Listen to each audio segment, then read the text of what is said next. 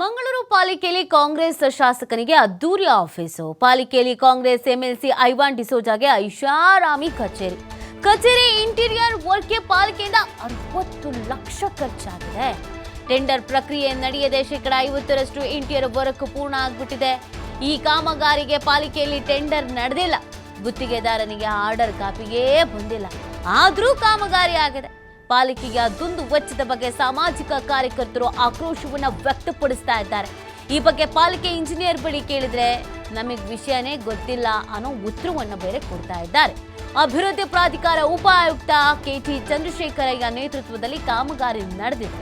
ಕಾಮಗಾರಿ ನಡೀತಾ ಇದ್ರೂ ಕೂಡ ಏನೂ ಗೊತ್ತಿಲ್ಲ ಅಂತ ಚಂದ್ರಶೇಖರಯ್ಯ ಉತ್ತರವನ್ನ ಕೊಟ್ಟಿದ್ದಾರೆ. ಇದು ಸಾಕಷ್ಟು ಆಕ್ರೋಶಕ್ಕೆ ಕಾರಣವಾಗ್ತಾ ಇದೆ. ಸಾಮಾಜಿಕ ಹೋರಾಟಗಾರರು ಇದನ್ನು ಪ್ರಶ್ನೆ ಮಾಡ್ತಾ ಇದ್ದಾರೆ.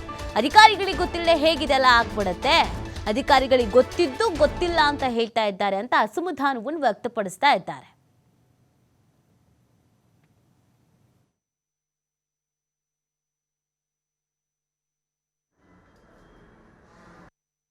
ಮಂಗಳೂರು ಮಹಾನಗರ ಪಾಲಿಕೆ ಕಚೇರಿಯಲ್ಲಿ ನಮ್ಮ MLC ಐವಾನ್ ಡಿಸೋಜರವರಿಗೆ ಕಾನೂನು ಬಾಹಿರವಾಗಿ ಏನು ಕರ್ನಾಟಕ ಕಾರ್ಪೊರೇಷನ್ ಆ್ಯಕ್ಟ್ 1976 ಸೆಕ್ಷನ್ 183 ಪ್ರಕಾರ ಒಂದು ಕಾಮಗಾರಿ ಸ್ಯಾಂಕ್ಷನ್ ಆದ ಮೇಲೆ ಕಾಮಗಾರಿ ನಡೆಸಬೇಕು ಹೇಳಿ ಇದೆಯಾ, ಅದನ್ನು ಚಿಂದಿ ಉಡಾಯಿಸಿ ಅಕ್ರಮವಾಗಿ ಕೇವಲ ಇಂಟೀರಿಯರ್ ಆಗಿ ಮಾತ್ರ 55 ಲಕ್ಷ ರೂಪಾಯಿ ಖರ್ಚು ಮಾಡಿ ಕಟ್ತಾ ಇದ್ದಾರೆ.